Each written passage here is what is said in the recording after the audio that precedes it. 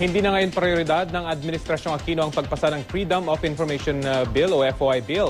Taliwas ito sa naipangako ni Pangulong Noynoy noong panahon ng kampanya. Balita hatid ni Mariz Zumali. Mismo kay Pangulong Noynoy Aquino na nanggaling, di tulad ng Syntax at Reproductive Health Law, hindi raw emergency o wala raw nakikitang agarang pangangailangan ng Pangulo para ipasa agad ang Freedom of Information o FOI Bill. Nasa saligang batas kasi, kailangan pwede mag-certify na urgent, kailangan may emergency. At paniwala natin doon sa Syntax at saka doon sa RH Law, talaga may emergency. Kaya pagdating naman sa FOI, meron ba kami tinago sa inyong informasyon? Or to anybody? Hindi ba kami napaka-transparent?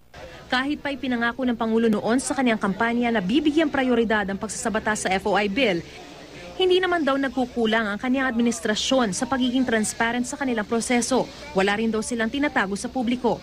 Sa ilalim ng FOI Bill, mauobliga lahat ng ahensya ng gobyerno na bigyan ng access ang publiko sa records ng gobyerno, maliban na lang sa ilang sensitibong dokumento tulad ng mga may kinalaman sa national security. Kasama sa dapat isa publiko ang Statement of Assets, Liabilities and Net Worth o SALN ng mga opisyal. Kaya para sa mga nagsusulong ng FOI Bill, importanteng agad maisabatas ito.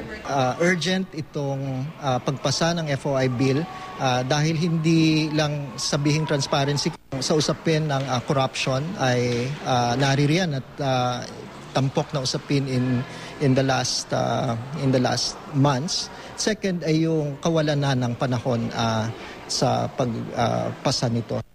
Ngayon, hindi naman nanganguhulugan na sinasabi namin sa executive sa Malacanang na hindi kayo transparent. Pero ang gusto lang namin sana is ma-institutionalize ito upang maiwasan sa mga darating pa ng mga administrasyon ang katiwalian.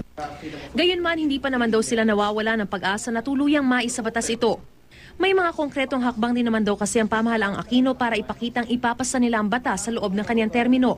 Umaasa silang sa susunod na taon maipasa na sa Kamara ang FOI Bill na nauna nang pumasa sa Senado. Mariz Umali, GMA News.